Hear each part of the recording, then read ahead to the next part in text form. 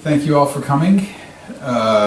This is a treat for me, and I want to thank Young Hae for setting this up and against gosh knows how many odds were against this kind of a talk.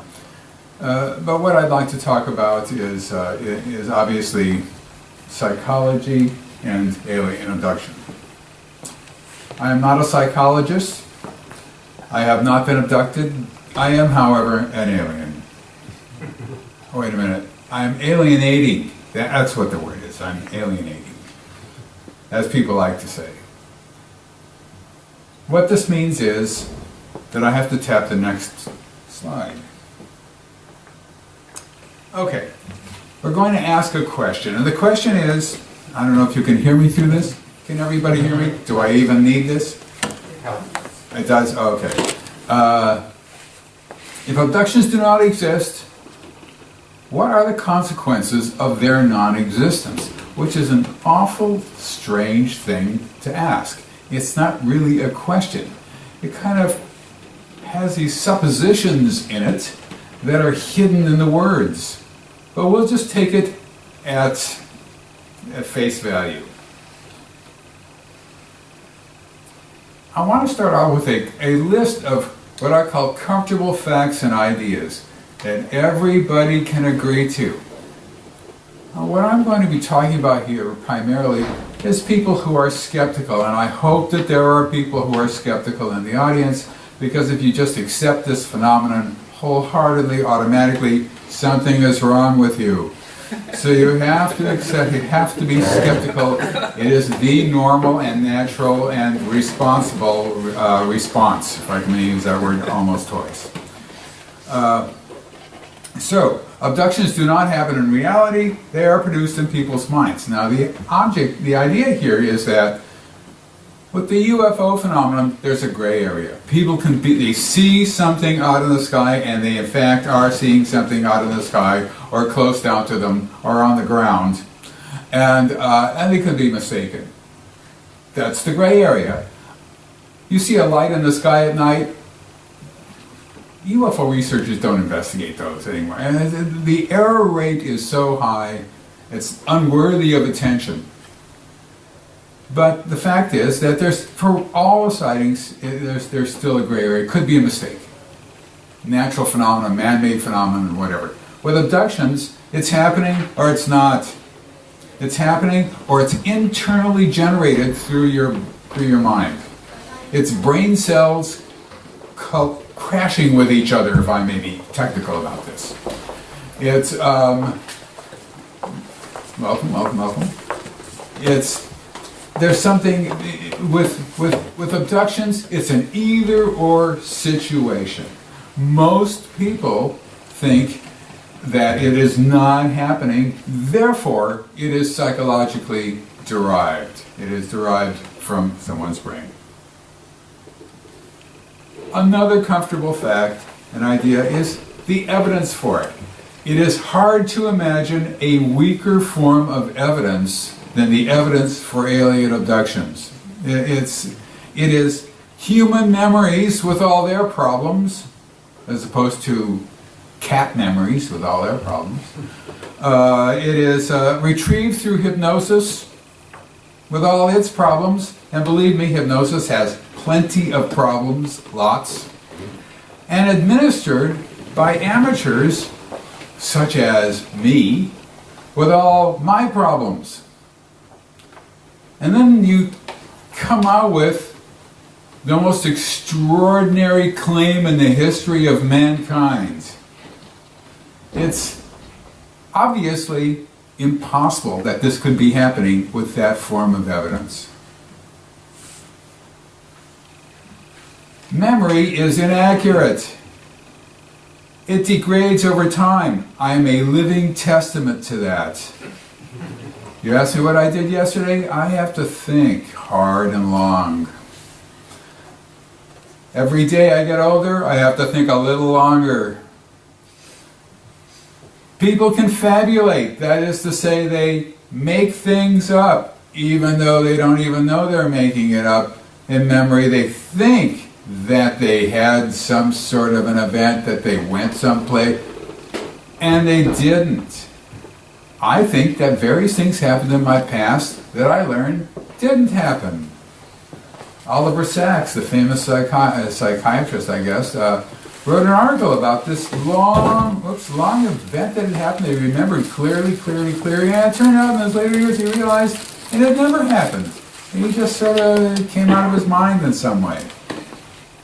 So, memory is a problem. And since this phenomenon is derived from memory, need I say more? Hypnosis is untrustworthy. People can be subjected to suggestions by the hypnotist. People invent things they remember happened to them. Most U.S. courts do not accept hypnotically derived testimony. The key thing here is that people can be subjected to suggestions, that is to say, or suggestions sometimes. This happens all the time by hypnotists who have an agenda. The agenda is, this is a transformational, consciousness-raising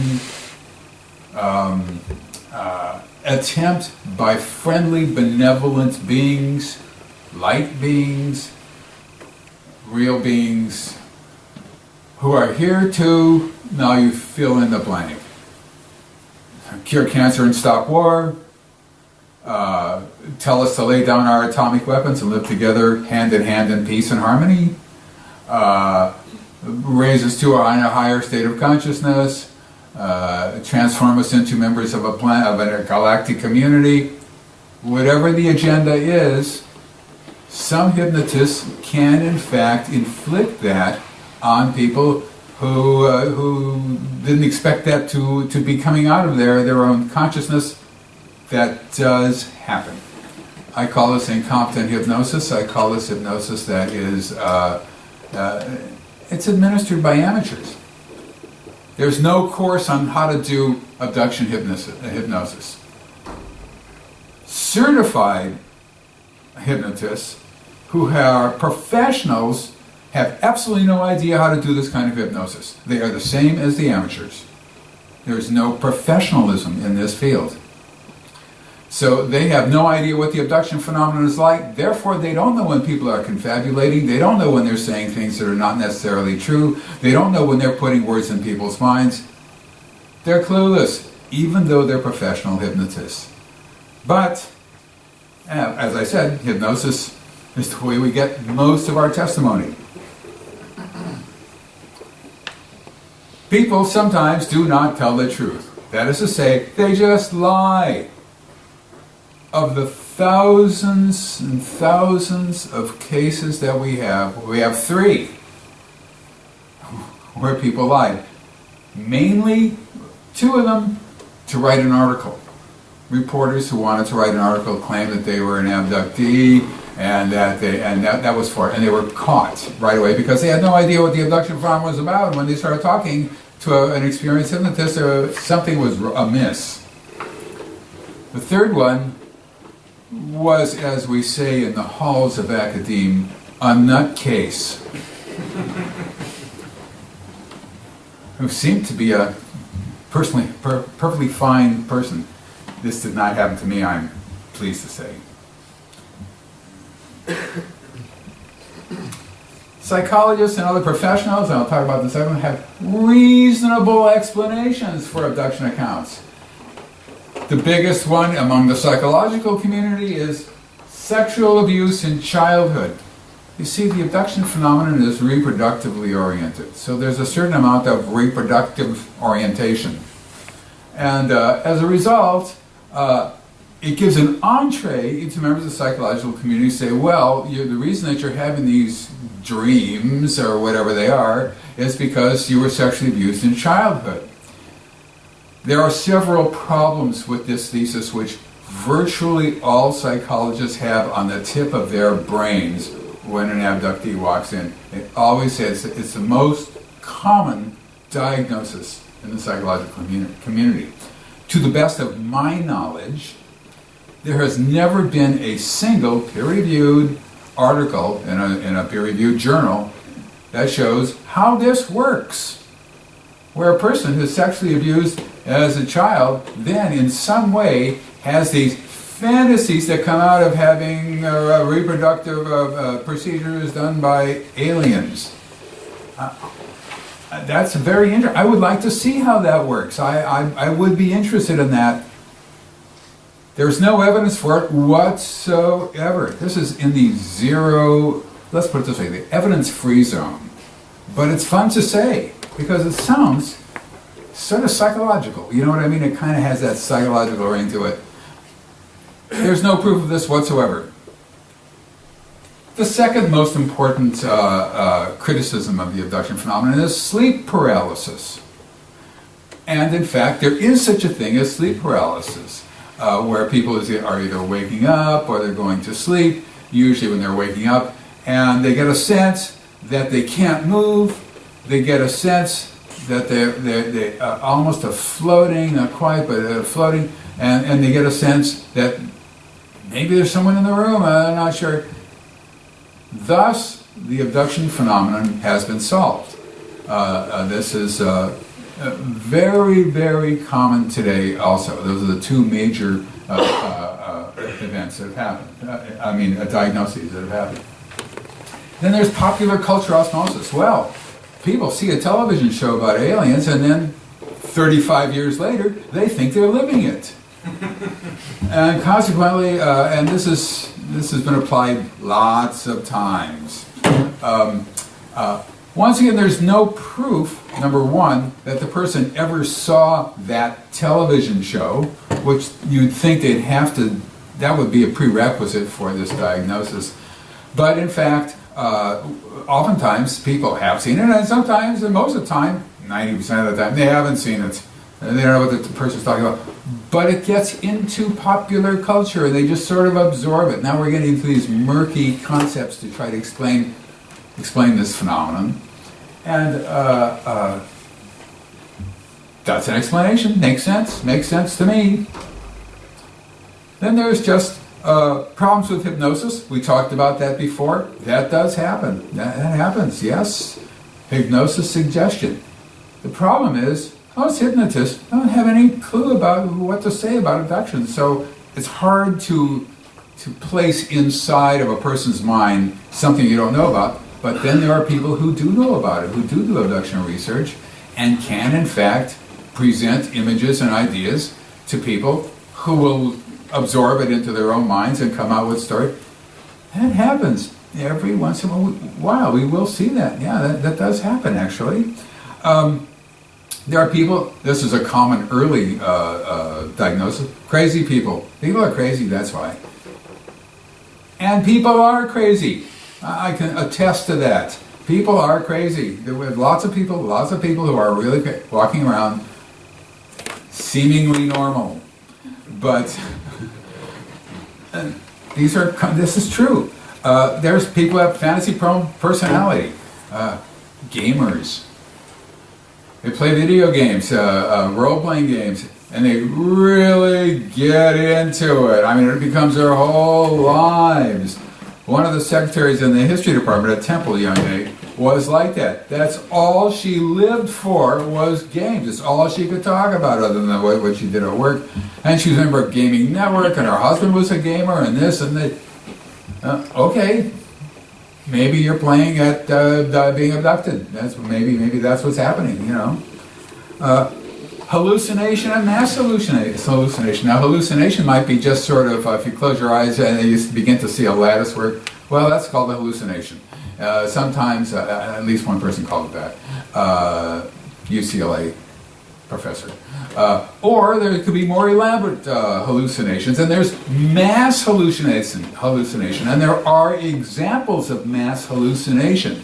There was one in the United States in 1945, there was one in Thailand maybe 10 years ago. They usually make the papers, they're so rare. You usually read about them. There are examples, of these things that are written up. It's unusual, but it does. Oh, I remember the Seattle Seattle, Washington, windshield pitting hallucination that took place in 1953. It was thought that because of atomic tests in the Pacific Ocean, that radiation was floating over Seattle, Washington, which is in the upper northwest of the United States, and causing their windshields to pit. That's a little bit of a stretch, just right off. But people would get frightened of this, and they would run out and take a look at their windshield, and sure enough, there were pits there. What more do you need for evidence? If you went out and looked at your windshield anyway, but in those days, with the kind of glass they used, all windshields had pits. And, you know, people just didn't notice them before. But there is that. These have all been used for examples of what causes the abduction phenomenon. Temporal lobe lability, which means it's constantly changing your temporal lobe. It's unstable. Michael Persinger, this is Michael Persinger's favorite. He's a professor of neurobiology at Laurentian University in Canada. Says, well, you see, what he does is he's got this whole idea for the abduction phenomenon, and it's simple. What you do is you attach electrodes to a person's temporal lobes. You go to Igor, who's standing at a giant switch on the wall. You have him pull it down, and some people, not all, but some people might feel like they're floating. And some people might feel that there's somebody in the room. That's it. I've solved the abduction phenomenon. He has written in maybe 20 articles. But he's able to transfer that to the real world. You see, when earthquakes happen, sometimes there's a release of energy. And it's like ball lightning. It's a static type of electricity. That static electricity can hit somebody in the head. And if they think at that time that they're seeing a UFO because there's a ball of light there, what more evidence do you need to explain abductions? I mean, that's where he stops. I have explained it all. There's a desire for desire for publicity, recognition, or as one person said, they want to lead a glamorous life by claiming that they're completely crazy.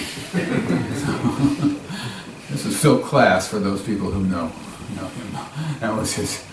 And there are more than 35 different explanations of this, almost all mutually exclusive. None of them, not a single one of them, deal with the evidence for the abduction phenomenon. None of them. They are just taken out of the air, just as people sometimes are, I guess, and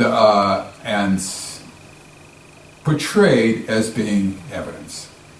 However, maybe they are. These are all very comfortable facts, yes. Bystanders don't see people being abducted. You'd think if people were abducted that we'd have millions of cases of people standing around saying, I just saw somebody flying out of a window. Or whatever it is, you'd think that would happen. It doesn't. Mostly. Most of the time.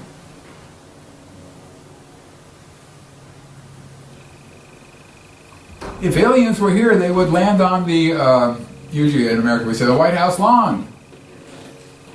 They'd land on 10 Downing Street, blocking traffic.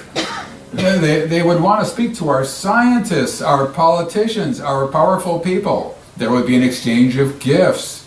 They would cure cancer and stop war, and we would give them a box of biscuits. I'm not sure how this would work, but this is popular culture. This is the idea of contact. There would be a formal contact. This is popular culture in the scientific community. This is what they think might happen. There's no evidence for this at all. It's dreamed up. This is just stuff that's dreamed up. It has no merit in real world. But maybe it would happen that way. Not only that, but you can't get here from there. How many times have you heard this concept from scientists? This is a big universe. I don't know if you've noticed, but there are hundreds and hundreds of stars up there. And you can't get here from there. Traveling at the speed of light, even. It would take 5,000 years to get here from X galaxy or from X star, or 1,000 years or 100 years or whatever it is. You can't get here from there. And that's, for us, true. That is true. This is a fact for us. This is an absolute fact. Unless you decide on you're going to have hundreds of generations of people being born on. I mean, there are ways you can get around this. And there's the wormhole business, that the universe is so completely warped that you can go from one side to the other in a few seconds or whatever. There are ways that physicists, astrophysicists are trying to get around that. But in general, that is still the argument you hear from the scientific community. They can't get here from there. Therefore, they are not here. That is what they say. Now we're going to uncomfortable facts. You notice I'm not using the word ideas here, just facts. Abductees are physically missing from their normal environments when they are abducted. That is a fact. Police have been called, search parties have been sent out, children have searched for their parents, parents have searched for their children, panic results. I will give you a story. Go to my notes. What story should I give you? What story should I make up?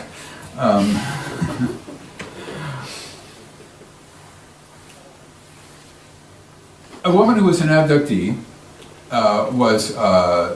she had a small child. She was the little girl was 4 years old or so. She was going out for the evening and had her sister come and babysit the daughter.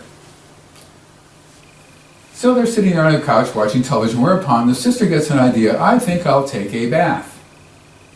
I can go into this whole incident more deeply, but so she draws a bathtub, gets into the bath, and picks up her novel that she was reading, and she starts to read it, and suddenly she puts down, she realizes like an hour and a half, 2 hours later, she's laying there, sitting there in a bathtub, reading it, but she's on the same page. She immediately thinks, the little girl, oh my God. The little girl had been sitting on the couch watching television. She jumps up, she grabs her clothes, she runs downstairs to the TV, where the TV was, girl is gone, not on the couch. She runs up to the bedroom, yelling for the girl, girl's not in the bedroom. She goes throughout the house, where all the rooms, the closets, everywhere. She's going into extreme panic. She does it twice. She goes back down. She looks on the couch. Not there. She looks upstairs. Now she's panicking. She runs out onto the sidewalk and starts yelling for her. And there's a neighbor who's standing there saying, "What's the problem? What's happening?" She says, "My niece is gone. My niece is gone." He says, "Well, I'll go and look for her." He goes into the house. He looks on the couch. There she is, sleeping on the couch. This is abduction. This is what happens when people are abducted. This is not going to happen to anybody else on this earth. This is not possible. She wasn't on the couch. There would be no reason for this woman to run into the street in a panic. Simple as that. Another one, I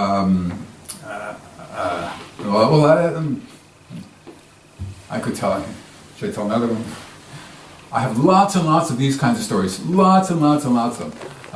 A young girl in Puerto Rico wakes up, her parents are gone. Strike that. I have to remember how this was. Wakes up, her parents are gone. She's worried. Where is my mommy and daddy? Where are my mommy and daddy? She looks all over, mommy and daddy are gone. She runs out of the house looking for them, closes the door behind her, door locks. She goes running for the neighbors. The neighbors come, pound on the door, nobody's there. House is empty. They look in the windows, nobody's there. Everybody's concerned, everybody is worried. Next thing you know, Well, the mother or the father opens up the front door. What's happening? What's going on here? And it's not possible. See, I have starker images. This is typical stuff. This is typical of the problem where people are missing. They are missing. If they weren't missing, we'd know where they were, and I wouldn't be standing here talking to you.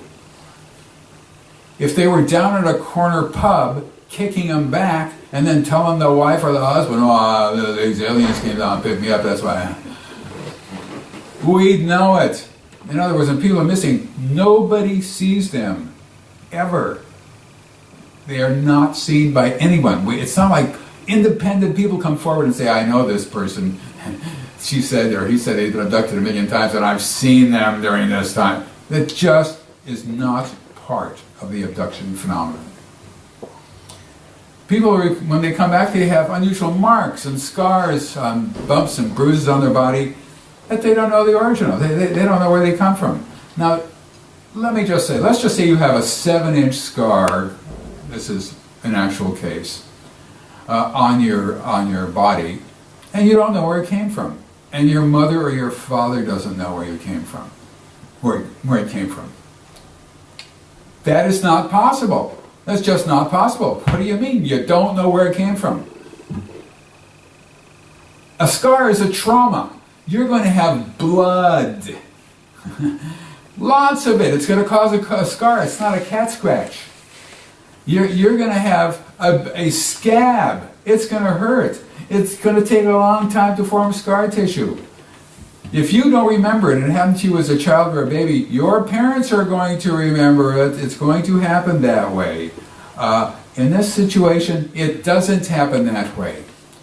One day, I had a session with a woman. She was about 42 years old. She used to drive 700 miles to see me, filling me with guilt at the time, I must say. And we did a session about what had happened to her, and she later became what would be called here an Anglican priest, an Episcopalian priest in the United States. And so the next day I was at my local Sainsbury, pushing a trolley, because I do all the shopping, and I'm going around a corner, and there she is, standing there. She usually goes home, she stays for the month, she goes back down to Virginia. And I said, "Gosh, Jackie, what are you doing here?" So I was sort of gobsmacked. And she said, "Well, I called your wife and she told me where you were. I wanted you to see something." I said, "Oh, okay." She says, "Look at this." And she shows me the area here in her hand, between her thumb and her forefinger, is a 1-inch long scar in it that wasn't there the day before. And she says, "Look at this." And then on her other hand, there's another 1-inch scar right there that wasn't there the day before. I saw her hands the day before, and they weren't there. I am telling you something that is biologically impossible. Biologically impossible. This cannot happen, and I have seen it happen. This is not possible. But it was. It was there. People are sometimes abducted in groups and can confirm each other's abductions. Groups. Once you say the word groups, and you don't mean groupers, the fish. When you say the word groups, all psychological diagnoses begin to crumble.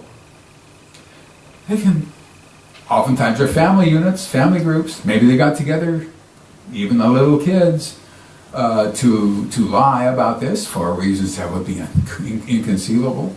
But they are abducted in groups. Here's an example of strangers. There's a woman who I worked with who was born in Pakistan.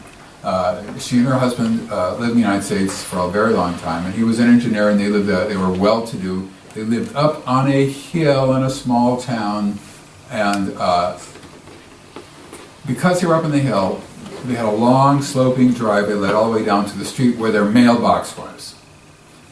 And she was extremely concerned about the fact that people would find out that she had these abduction experiences because, as we'll see later on, people tend to keep it to themselves.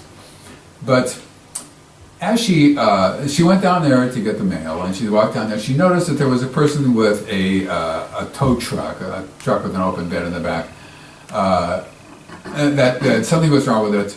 The bonnet was open, and the guy was doing something with the engine. So she looked over him, and he got out, and he sort of looked at her, and he gave her a strange look. And she didn't know him. He came over to her, and he says, "I know you. I've seen you before. We were together on board a UFO. I saw you. You and I were together on board a UFO. We were together." She said, "No, not me, not me. No." And she ran back up the driveway. But he recognized her. There are other cases of that. There are other cases where that happens. That means they physically shared the same dream. The plot gets thicker, in other words. How can that happen? How, of all the people in that area, for him to say that to, makes no sense to me. Let's put it that way. Bystanders do see people being abducted. It's rare, but it happens. When you say people don't see other people being abducted, that's wrong. It's factually incorrect. Family units see other people. Kids see their parents being abducted, or parents see their kids being abducted. Every once in a while, people who are not abducted at all will see it. My late colleague Bud Hopkins wrote a book called Witness, the Brooklyn Bridge abductions, where he found 24 direct and indirect witnesses to this woman being taken out of her apartment and into a UFO in the middle of Manhattan, New York, USA, the world. And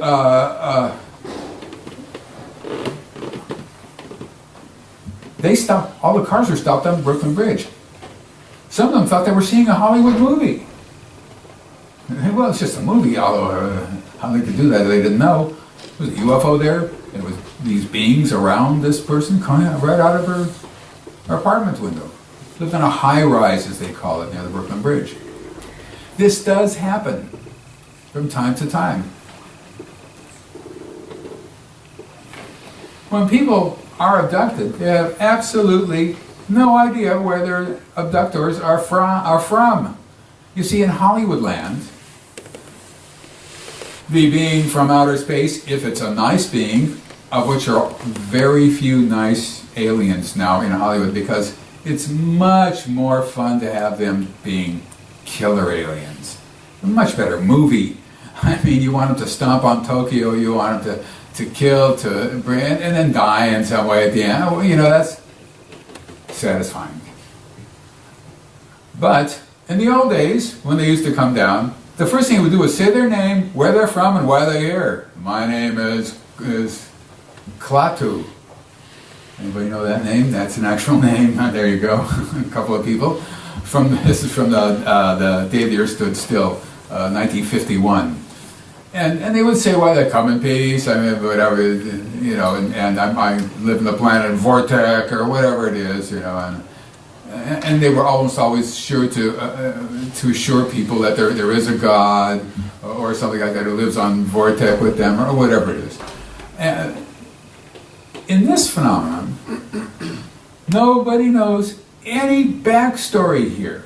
Nobody knows where these beings are from, why they're here, or anything about that stuff. They don't know anything at all. It's zero. You'd think that if this were psychological, some of these beings would just come up to him and say, "Hi, my name is Zanuck," or whatever starts with an X or a Z. That's Z, I should say here. Sorry. We'd have that from time to time. We get that. We don't get that ever. That's just not part of this phenomenon. I've been studying this phenomenon. I've done my own hypnosis since 1986. I've looked at maybe 1,150 abduction events. I have never heard that. You'd think if this were psychological, you would, at least once. Doesn't happen. When people return, they return with unusual things happening to them, mistakes. Sometimes they return with their clothes on inside out. Some articles of clothes might be on backwards, like their underwear, which is not something that I particularly like to do, except in special occasions.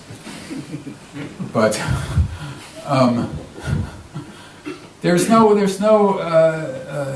rhyme or reason. If they're asleep, they wake up and their pajamas are on inside out or on backwards. They say, "What? Did I get up in the middle of the night and take my pajamas off, then put them back on backwards? Did I do that?" Or the pajamas are at the foot of their bed. They return sometimes for an abduction and their watch is missing. What happened to my watch? Search all through the house, everywhere, here, there, and everywhere. Never find the watch ever again. Or a week later, 2 weeks later, find the watch in a prominent place, which they have looked at 100 times. But oftentimes, never get it back. Every once in a while, somebody will return wearing someone else's clothes. How would you like that to happen to you one day? Let's just say you go to bed, you wake up, and you're wearing somebody else's clothes. The mind cannot grasp that fact. Woman sends me a t-shirt once, the woman I worked with for a long time. She woke up, she had just bought a brand new, I don't know if they have this store here, Victoria's Secret, do they have this in England? It's a ladies' garment store, so to speak. Victoria's Secret, and she was wearing, this was the second time she'd worn this nightgown, and she was very pleased with it. And she came back wearing a t-shirt, and it said, I think it was 13th Annual Tagora Marathon. This woman does not run, that's all I can tell you. She does not run, nor has she ever been to Japan, where Tagora is, about 150 miles northeast of Tokyo. And she never got her Victoria's Secret gown back. That was it. Gone. She mailed me the t-shirt. I mailed it to Bud Hopkins. Had it somewhere. Sometimes there are other mistakes. If they're abducted from an automobile, they're sometimes returned to the wrong side of the road. Now here in England that might be easy for Americans, but if you're in the United States, you get returned to the wrong side of the road, the adrenaline starts pumping immediately. You're, oh my God, what has happened? I must have fallen asleep, jumped over the fence separating the road and the median strip without waking up as the car hit the fence and pounded to the other road and now has straightened itself out and is heading directly towards traffic, and now I'm waking up. Sounds logical to me. Or sometimes I return to an area and I don't know where they are. Where the hell am I? And they're miles away from where they should have been. It's not like they made the wrong turn. And you just think, oh God, isn't this the place where I'm supposed to go? And you just keep going, and then you realize I'm lost. This is different. They were driving on the regular side of the road, everything was fine, and the next thing you know, they're miles away. They don't remember going off the street or not. I mean, they don't remember it, period. They didn't go off the street. People are returned to homes that are locked from within with what we call deadbolt locks. You have to use a key to lock from inside. You can't get in. One woman found herself in her back area near her patio. All the doors were locked from inside. She found a baseball bat, a cricket club, a baseball bat there, and had to break one of the patio doors to get back in. Coming back from what she said was an abduction. The question is, how did she get out of that house if all the doors were locked inside? This happens to children quite often. The parents cannot understand how the child got outside of the house. All the doors are locked. How did that happen? Happened to a guy in a dormitory at a college. This was Eastern College, which was a Baptist university actually, in Philadelphia. He was asleep, woke up, he was in the bushes with his underpants on, and he had to work his way up without anybody seeing him. It was a co-educational dorm, and go up in the elevator up to the 8th floor or wherever his room was, and then pound on his door so his roommate would open up and say, "What the hell are you doing out there?" And the door is locked from the inside. These people are not sleepwalkers. This is a whole different world. Abductions seem to be intergenerational. That is to say, when abductions begin in infancy and they continue into old age, they stop somewhere along the line when they begin, and the children of abductees will be abductees as well. In other words, the problem here is that when a person says that they have had abduction experiences, marries a person who is not an abductee, and they have 4 children, the normal genetics are not at work. All 4 children will eventually report abduction events if in fact they remember that they're having them. That means that what you have is a spreading out phenomenon within the population. And because it's intergenerational, it goes from generation to generation and spreads through because they marry non-abductees on the whole.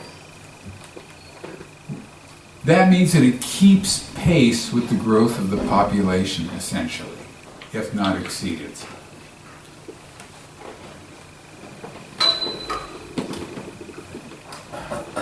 My colleague and I, Bud Hopkins, in 1991, oh my goodness gracious, I haven't even come to the beginning slide yet.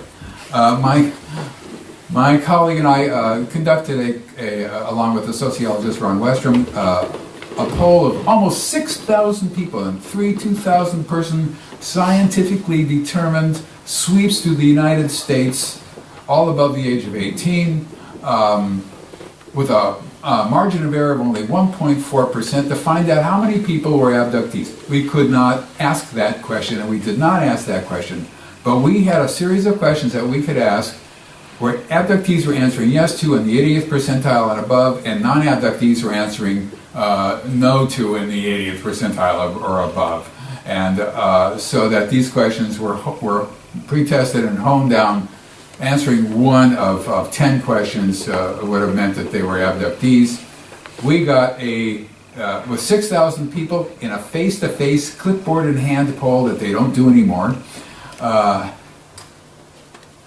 in an omnibus poll, that is to say, they had to ask other questions too to make this worthwhile for them to do. But all the other questions that were asked from other organizations were political or sociological questions as opposed to advertising questions. So that people who were answering these questions knew that this was a serious poll. And the numbers were extremely high. They were 7%, 10%. It was horrible. We couldn't go through with them. We couldn't go public with them. So we became rigidly conservative.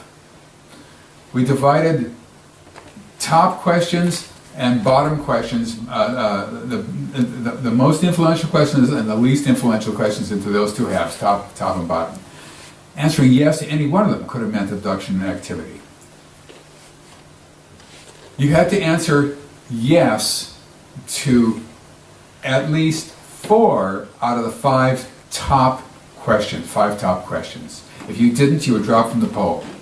You could have therefore answered yes to like 7 of them or 8 of them or whatever it was and be dropped from the poll.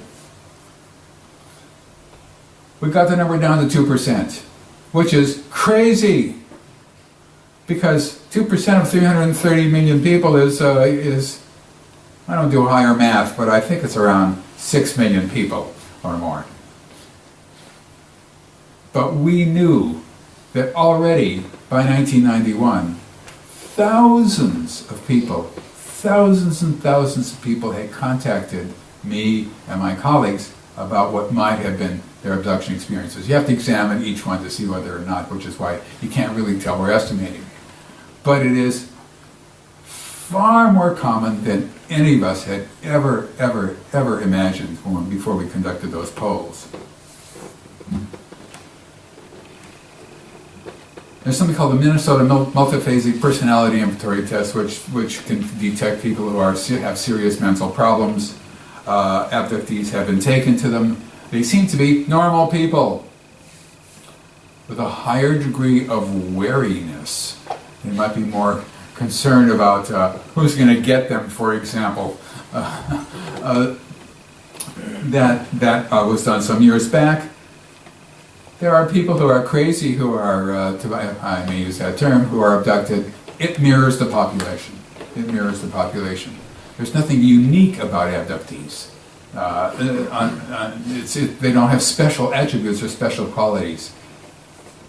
People say, well, right now, abductees have Rh negative blood.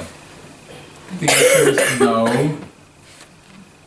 That's the answer. Next. Memory degradation.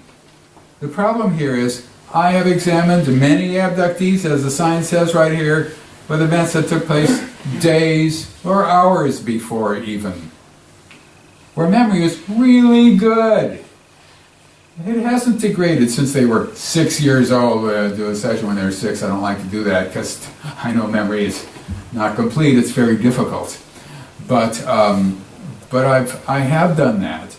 And as I said, even hours before. Memory has nothing to do with it in that regard.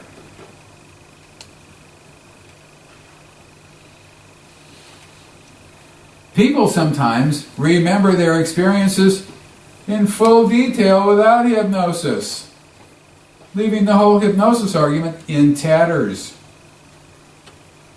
It is the majority of people who don't remember it and have to have hypnosis, that is true, but lots of people remember bits and pieces of abductions or whole abduction activities without hypnosis.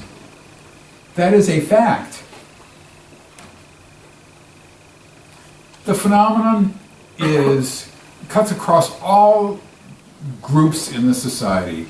What do I have here? The economic, educational, intellectual, racial, ethnic, national, religious, political, geographic. It doesn't matter. It is global. It goes all around the world.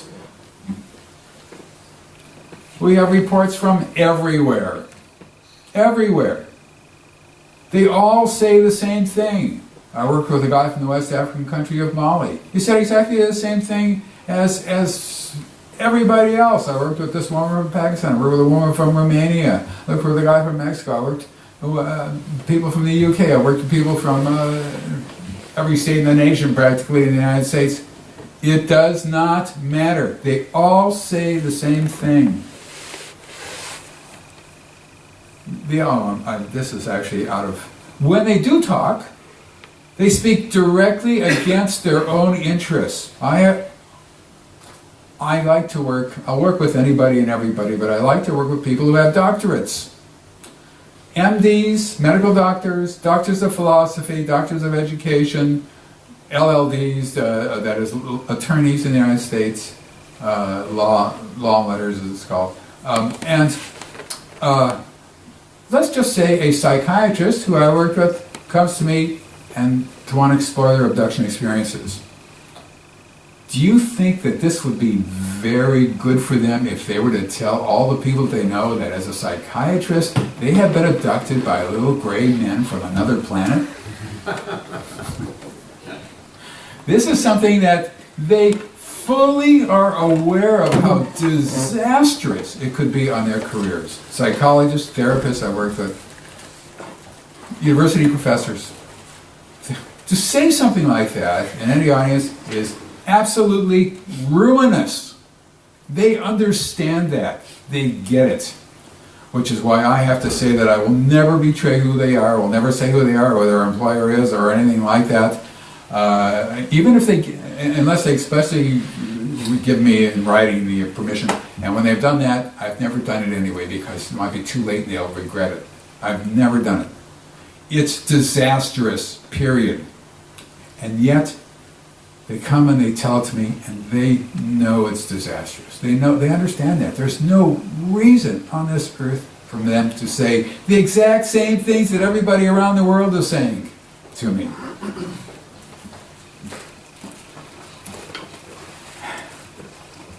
So, let me just go on to the next one. I'm getting late. People describe events that make their stories sound fallacious. They understand that. Here's a simple, easy example. When I first began to do this research in '86, by 1987, it took me about 6 months to understand that I had no idea what I was doing. And it took me 6 months to figure that out. Anyway, and when I finally did, I began to put controls in place and so forth so that I could control the situation a lot more.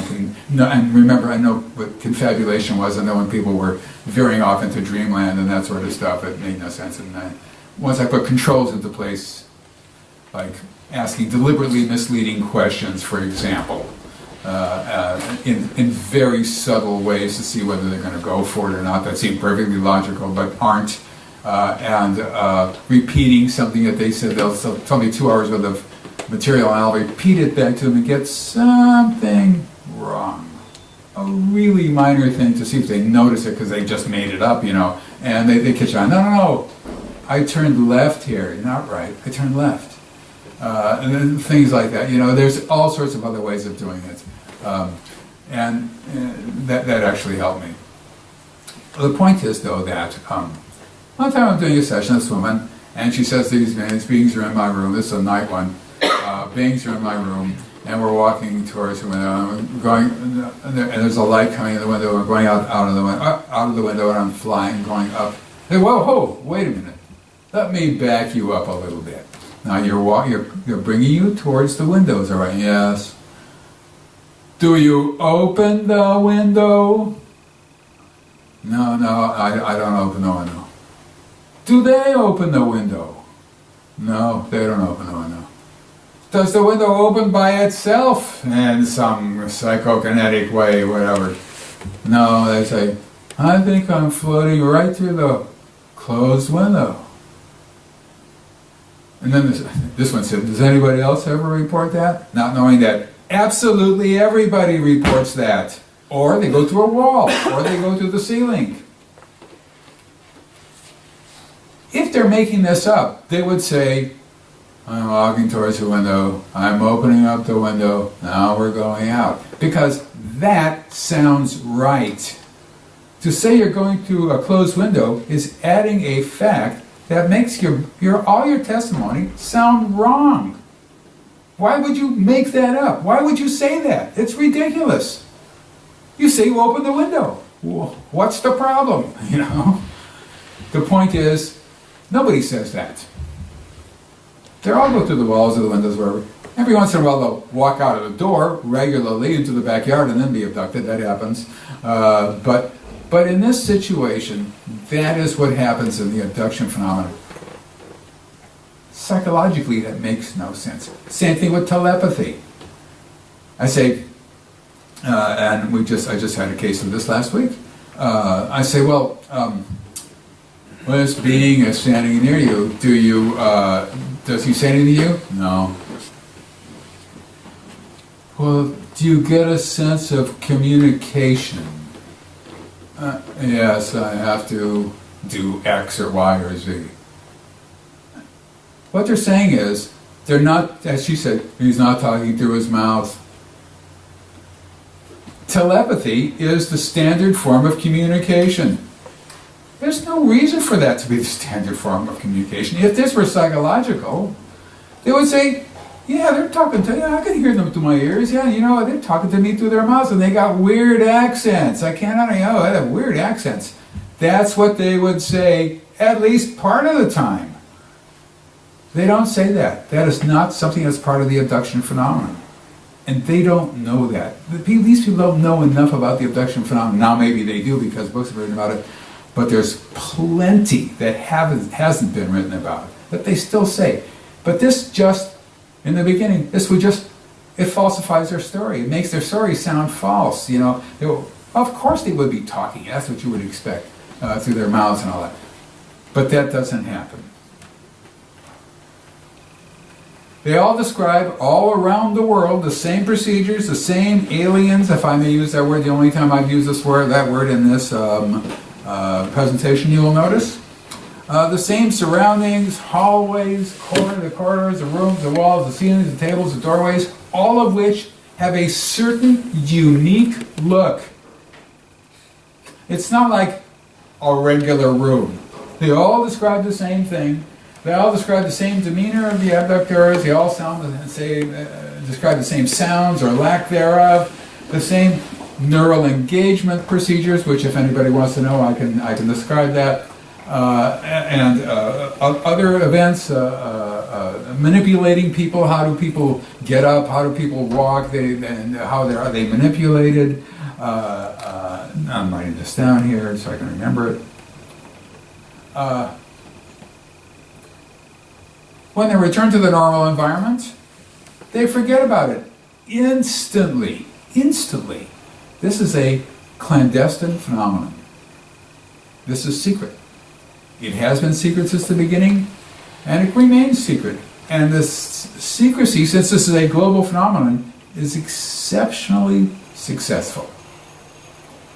You're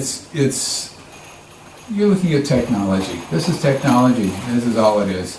It's biotechnology and it's regular technology. But that's what it is. I'm coming to the end here.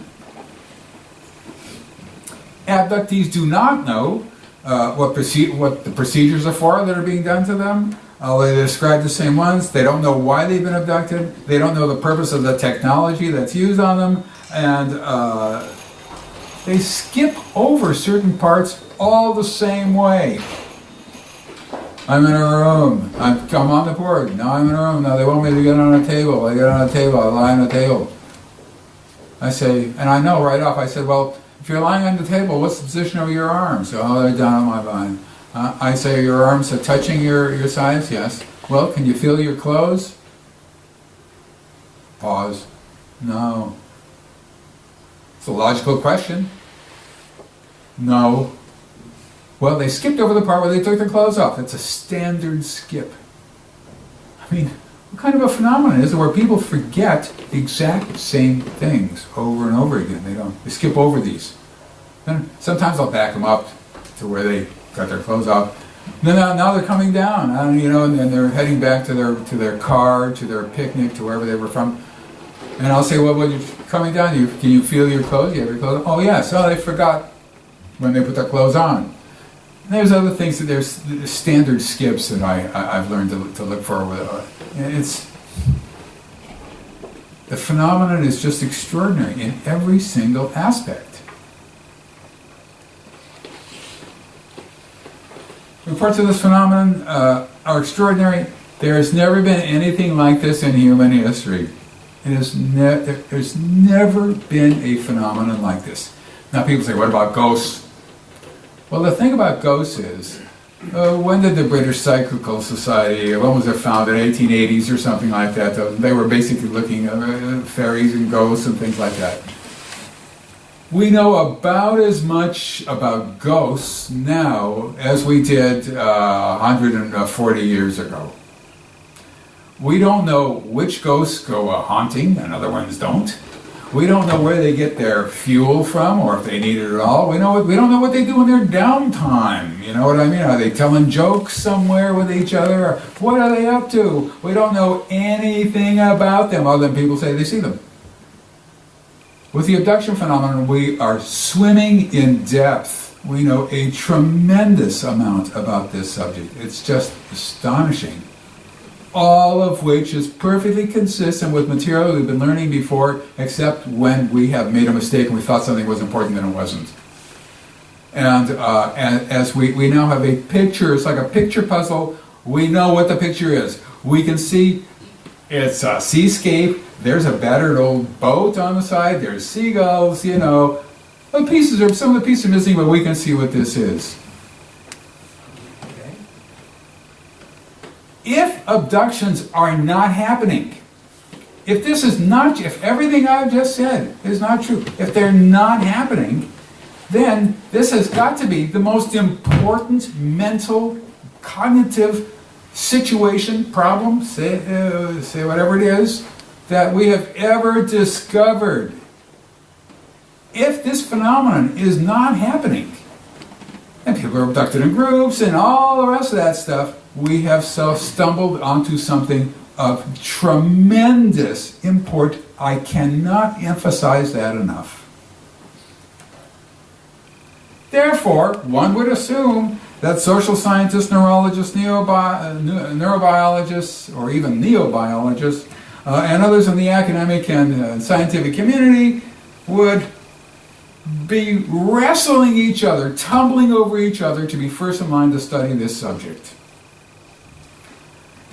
However, the academic and scientific communities in the US and the UK and Europe and almost everywhere practically, not everywhere, but almost everywhere, are fiercely against the study of this subject.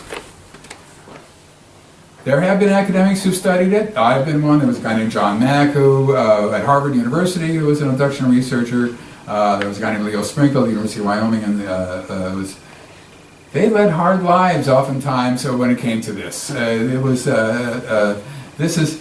You do this only if you have job permanency. Otherwise, it is, as I tell graduate students who want to work in this area, it's a career killer. If you write material that says that this might be happening, you will never get a job in academics in the United States, ever, and that is true. No person will ever get one, ever, because there's something wrong with them.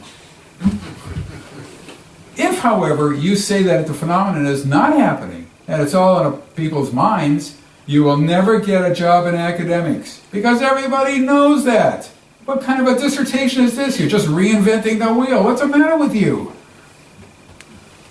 So I tell them to wait, get a job, get job permanency, tenure as they call it in the United States if they're going to be in the academic system. And then, as long as you don't ever want to be promoted after that, and then you can start looking into the subject. Otherwise, stay as far away from it as you can possibly be. And it kills me to say that. I don't want to say that. I want people to study this. Obviously. Just think of the fact that it's not happening. The mind cannot grasp not happening. Well, as UFO astronomer, UFO researcher, and Alan Hynek said once, science is not always what scientists do. The scientific world is political. It's based on grants. It's based on certain, if you've ever read The Structure of Scientific Revolution, certain paradigms that seem to work. Alien abductions is not within the paradigm. It's close, but it's not really within it. And so whether this happens in my lifetime or not, I don't know, but I'm not going to bet the house that it will. So essentially, that's my story, and I'm sticking to it. Thank you.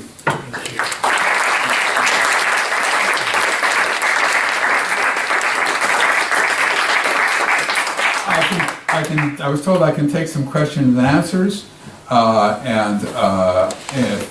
I have some other slides to show if we ever can dig them out, if anybody ever wants to see some actual drawings by abductees and all that. But let's take some Q&A first.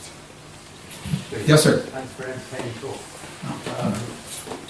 Well, I think we all know that human beings feel the need to have some kind of myth. There's an aspect with myth, yes. Perception of reality.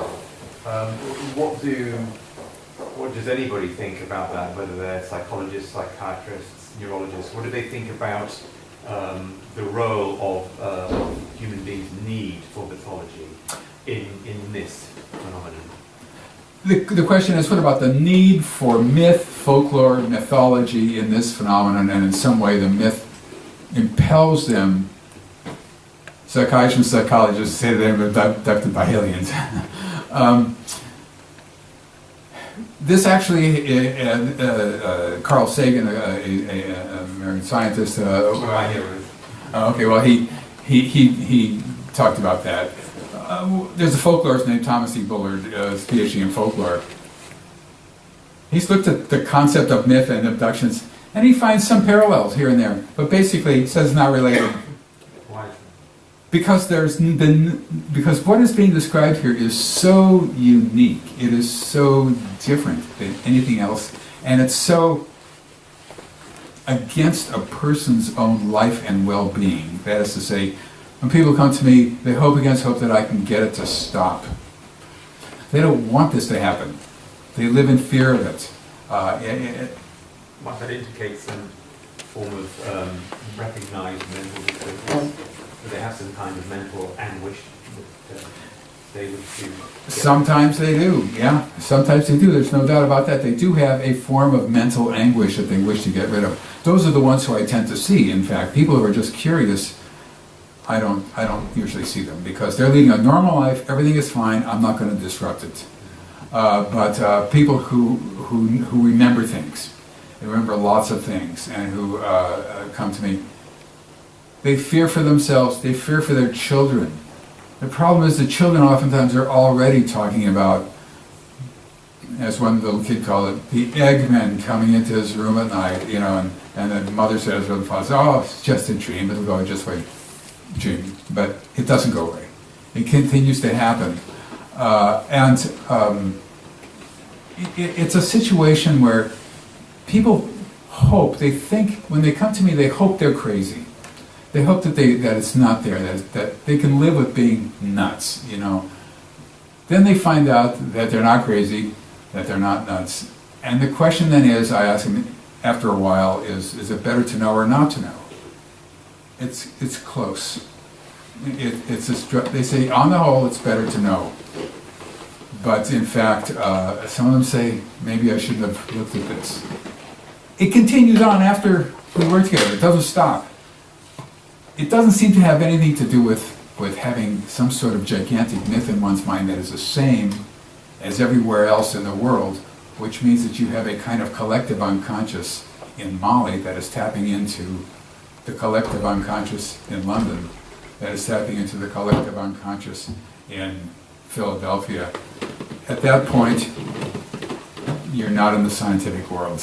you're in a sort of a never land. Although it's fun to think that. And I know that Carl was a guy who I knew and who just refused to look at the subject. He would not confront it. I can well imagine. My colleague Bud Hopkins said, look at, they met together in the back of a television show. It's called, in a room, the green room it's called, where you go in before you go on stage. You're on a television show together. And they started talking, and Hopkins said, look, if I ever find an abduction event or an abductee near your home in Ithaca, New York, near Cornell, would you like to investigate it with me? He said, yes, that would be fine. A couple of months later, he did find one in Ithaca. And so he wrote to Carl, and Carl said he just didn't have the time to examine rumor-based material, rumors. Well, he had told him, yeah, he would, but even though it was happening literally a couple of miles from his house where he could have interviewed this guy, he refused to do it because that is the scientific community. It's out of the paradigm. His time is valuable. Why bother? You have to remember, this happens in groups. This happens intergenerationally. People are physically missing in real time. They come back with scars. None of this has anything to do with myth. This is reality, not myth. I think. I hope. Or I don't hope. Yes? Is there any connection with sudden, inexplicable inabilities after the abduction event? Sudden inexplicable inabilities after the abduction event. I find myself suddenly unable to remember what happened last week, or where my tie is, or those things which remain inexplicable to me. But other than that, no. Now, they do not account, they can't remember what happened happened to him during the hours of missing time.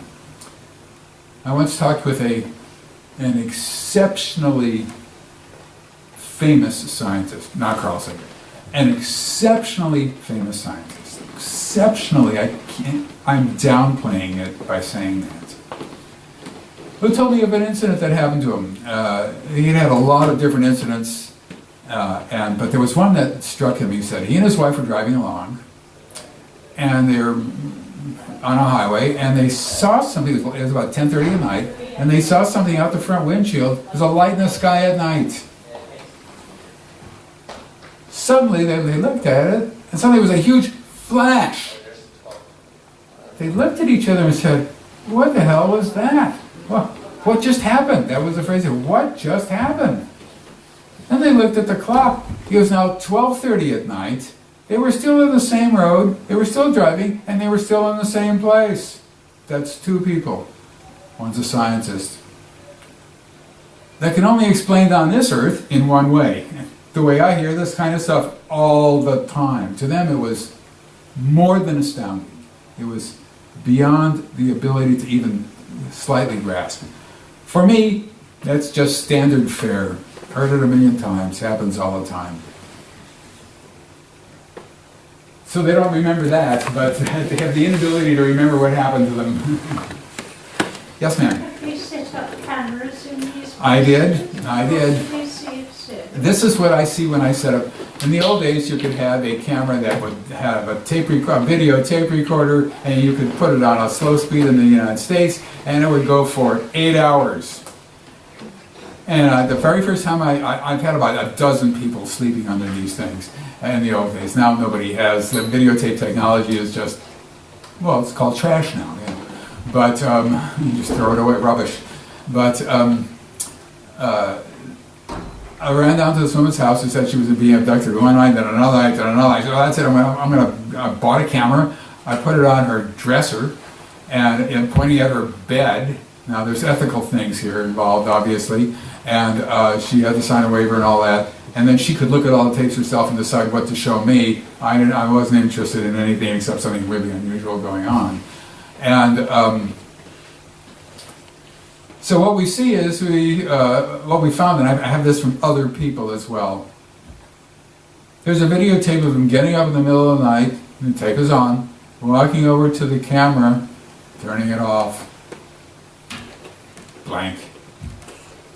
A videotape of them and telling me, nothing's going to happen tonight. I'm just not going to turn that videotape on. I'm not going to turn it on. Or, followed by an abduction. Or, saying, I think I'll sleep on the couch in the living room now. I don't want to sleep in the bed. What's the sense of sleeping in bed? And followed by an abduction. But the ones that I like the best are when they walk over and you see their finger, and then it goes off. But they'd do that if they were lying, wouldn't they? So you They would. can't prove anything. Can't prove anything at all. Here's one, which is a little bit different. This poor woman called me up. I'd worked with her for a long time, and she called me and said, "David, I think something's going to happen. I feel this awful sense. I just have this sense of impending doom," as they call it. It's going to happen, and she's already put the kids. She had 2 small children. She's put the kids to bed, and now it's just going to happen. And she's calling me, and she didn't know why, but I said, "Where are you?" She said, "Well, I'm lying on the living room floor." I said, "Well, get up. Remember that camera I sent to you?" Yeah. Where is it? It's in the closet. I forced her to go upstairs holding the phone, and she's dragging herself upstairs. Open the closet door, get out the box that the camera's in, never been taken out, set the damn thing up, point it on her, towards her bed, and get into bed. She's talking to me the whole time. I have this on tape and on video, audio tape. Talking to me the whole time. And then she's in bed. She would use long shoelaces to try to prevent abductions and tie it to her wrist and tie it to the bedpost, hoping that would stop what was going on. The next thing I know, I'm watching her sleep, and she gets up, unties herself, walks over, turns it off. The next split second, because it was started again, then it starts at the point where it's turned off. So a split second later, there she is asleep in bed. Now the question is, who turned it on? Because if she had turned it on, we would see her pulling away, walking to the bed, pulling over the covers, getting into the bed, covering herself up, going to sleep. That's what we would see. That's not on the tape. These beings turned it on, so everything was fine. There's stuff like that. One time, there's a huge flash that we see in the room, and the person who's an abductee wakes up. Huh, what was that? What was that? And goes back to sleep. Then, after a few minutes, gone. She's gone. I think the tape stops, whatever. Then there's the people who, there's this one woman who I was taping. This is the whole world. I could write a book about these tapes. One was is on a tape, and the tape is still on. She sees a bluish light coming into her window, and she knows that she had to go the other way and downstairs, followed by an abduction. Then she comes back and she realizes that the tape has been taping an empty bed, which is all I wanted to see, really. An empty bed. And that was bad. So she took the tape and a hammer and she pounded the hell out of that tape into 1,000 smithereens. And she felt better.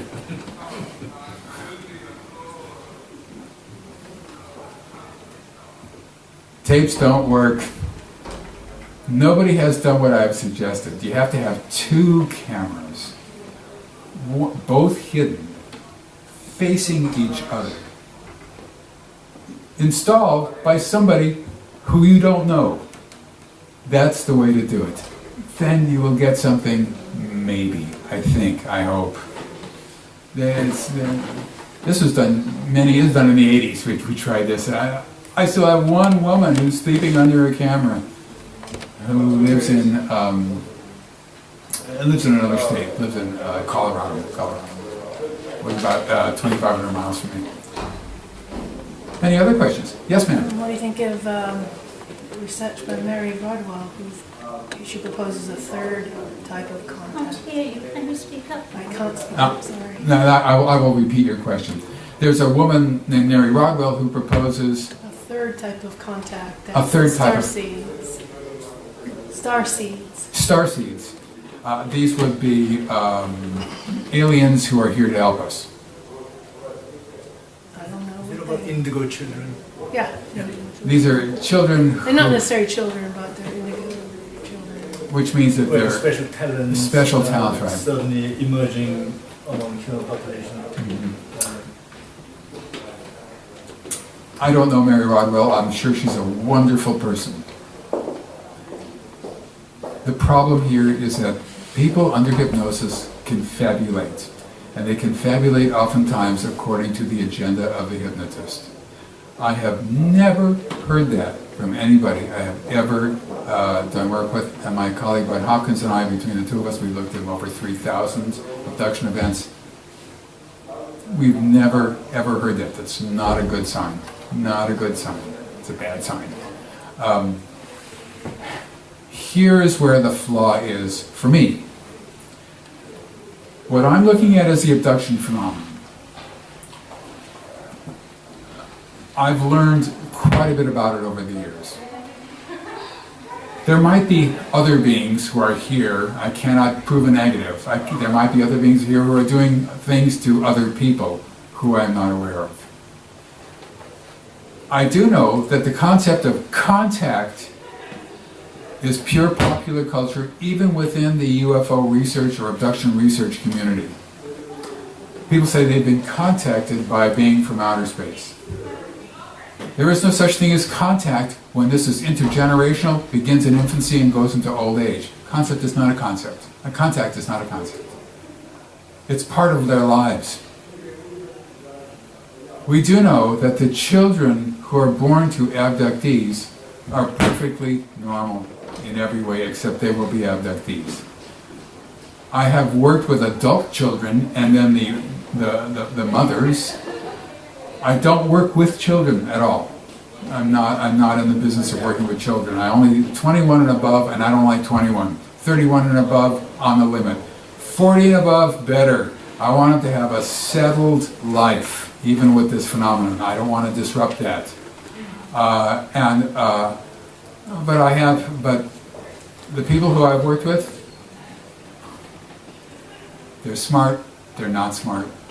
They're all over the map in terms of how of their mental functioning, in terms of being articulate or not, and things like that. So I've never encountered that, and if I've never encountered it, I tend to be extremely wary. I tend to have wariness about that. So when you talk about indigo children or starseed or special children, the children who I've met, who I don't work with, of abductees, are normal children. That's the best I can say. Yes? Did you ever come across someone that's been abducted more than once? All people are abducted more than once. There is no such thing as one person being abducted, period. It starts in infancy and goes with great frequency into old age. When people describe other people, there's a room where if it's a small place that they're in, they're not going to see any other people, but if it's a large place they're in, there's a special kind of room where they all sit there naked, waiting to be processed. These beings apparently work in a neighborhood. People can see their neighbors sometimes. Oh, that guy over there, I know him. He works at the 7-Eleven. It's a convenience store all over the United States. He's behind the counter at the 7-Eleven. I know who he is. They can see them. I asked them, well, do you see any elderly people around? Yes. Well, what do you mean by elderly? Oh, 60, 65, something. But when you get into 80, don't see them. Maybe it's because the abduction phenomenon started too soon, too late to see 80-year-olds. The evidence is overwhelmingly against that, because we know when it began to a degree. We have a very good hypothesis when, backed up by evidence, as to when it began, which is last quarter of the 19th century. And but it might be that their usefulness in the program is over at a certain point. We don't see blind people who, I want to talk to you about one last thing. Blind people who are abducted, people who have severe physical challenges, as they say in the United States, cerebral palsy, wheelchair people. We don't see that either. It's just not reported to us. People with diseases, sometimes I had a woman who's an abductee who had scleroderma, which is a sort of hardening of the skin, something you don't want to have. There's two kinds. She obviously had the light kind, which was not life endangering, but she was an abductee. So the answer is, they're abducted all the time. It is amazing how much frequency they're abducted with. It's staggering. I won't even tell you. That's how staggering it is. Yes? You mentioned a lot about the hypnotist influencing Right. the reportee. Absolutely. How can you be sure that you haven't, throughout your study of thousands of people, influenced? How can I be sure that because I've learned a technique that is revolutionary. It's called being chronological and logical. You start from the A and you go slowly and carefully to B and then to C, and when they describe what's going on, then you can say the words after you've asked questions about what they had just said. Then you go to what happened next. I'm walking down a hallway. Oh, is it bright in the hallway? Is it dim in the hallway? How wide is the hallway? Are you walking fast or slow? Are you walking alone or not alone? You can ask questions like that. What happens next? Oh, we're going into another room. Oh, is it bright in that room? Is it dim? Is it a large room? What do you see in that room? This is logical and chronological. You don't inject anything into you're just following along with what they say. They direct you as to what questions you can ask. There are skips, and I'm allowing myself to back them up to see when they got their clothes off, or see what room they missed, or stuff like that. But we know that there are huge areas that are red flag areas. The problem is telepathy. When you hear the phrase, the aliens told me, that's the time to be not just careful, but maybe even not even to listen. Because the question you asked, that I asked many years ago, is what do you mean by telepathy? Are you hearing words? Syntax? Are you hearing impressions? That you just know that you have to do something.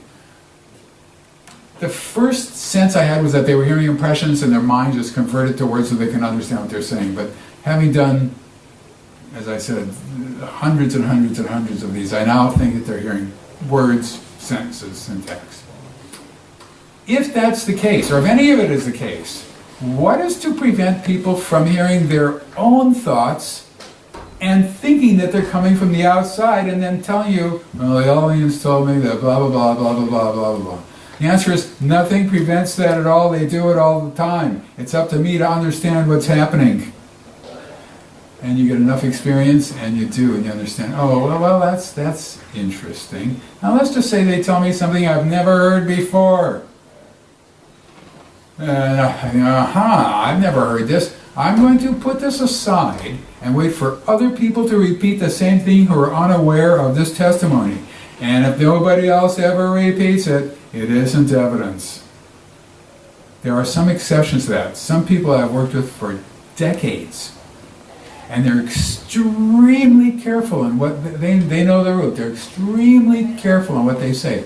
And they'll say to me sometimes, you know, I don't know whether I'm hearing this from them or I'm just making this up. I can't tell you that exactly, David. And then they'll go ahead and tell me what it is. But they're giving me this caveat, this beware. Because they know the problems themselves. They've been with me long enough to know the problems. So you want to be logical and chronological. I can't tell you how difficult that has been for people. I don't know why. But here, you know, when I first started doing this story, in the very first session I ever did, very first one, numero uno, this woman tells me, and I was thrilled and nervous that this was going to happen. An abductee was going to come to my house, and I was going to boil her brain in some way. I was going to do it, and it was. And I was so nervous. I wrote out an induction on a 5x3 card, and I put it in a palm of my hand so that she wouldn't see it. And I sat behind her a little bit, her head, while she lay on a couch, and I had a little tape recorder there with a condenser mic and all that. And I read this thing out as if I was a pro doing it all the time, you know. And she was a channeler. Channeling, in my scientific method of thinking, is basically one part of the brain gets in touch with another part of the brain and interprets it as coming from somewhere up high.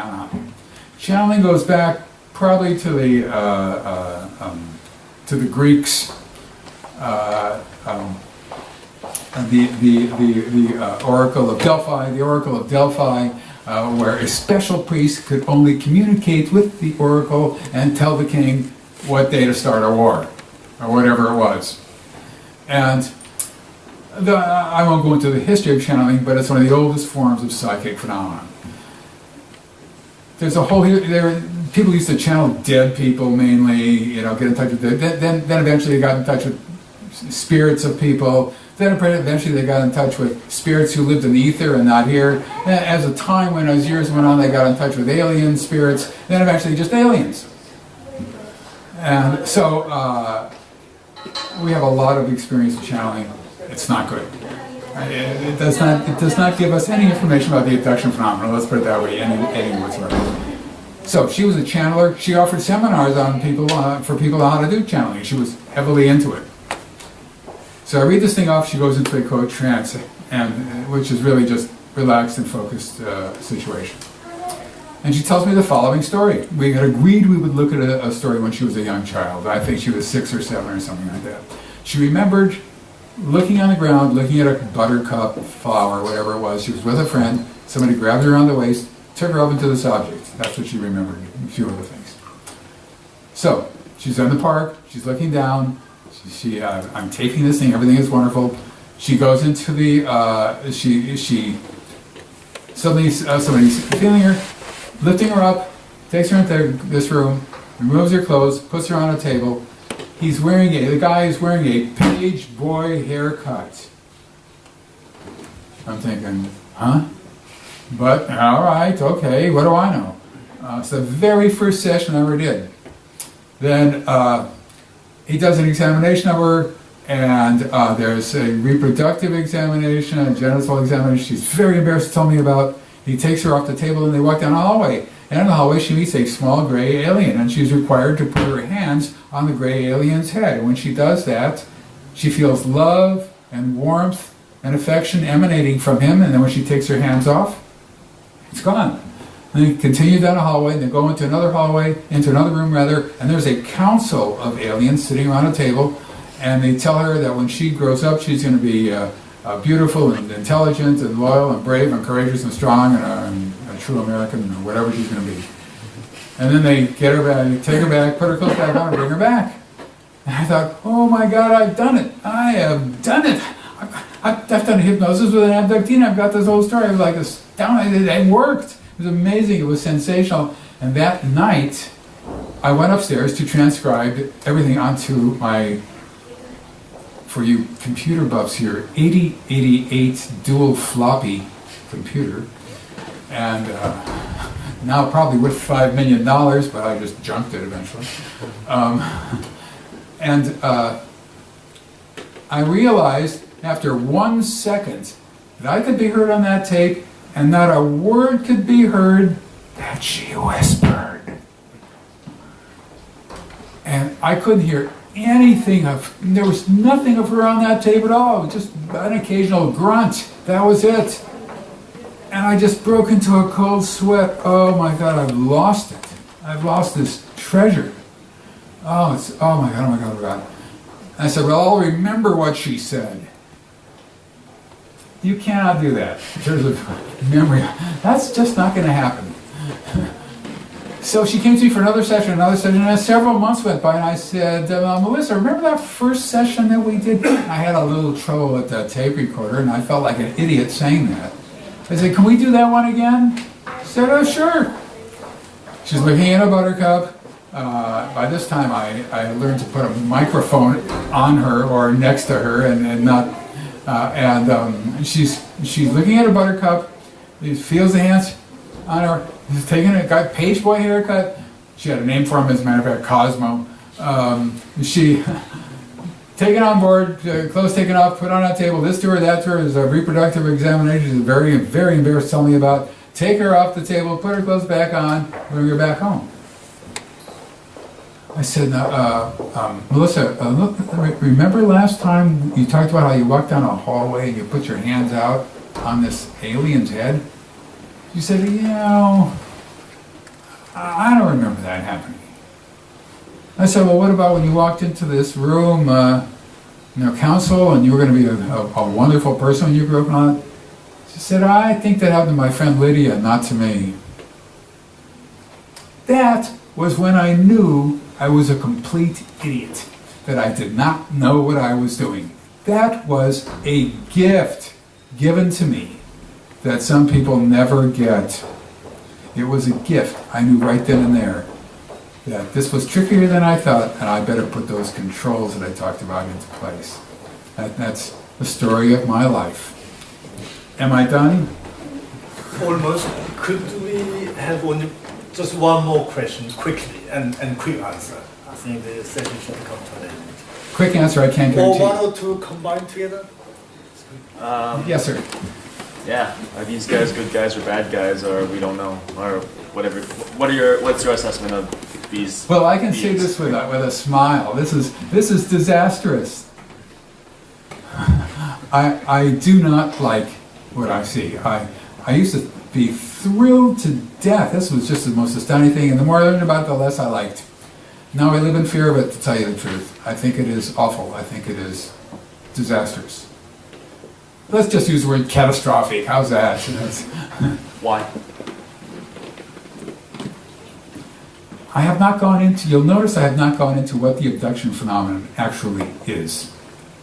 We have not talked about what happens to people when they're abducted.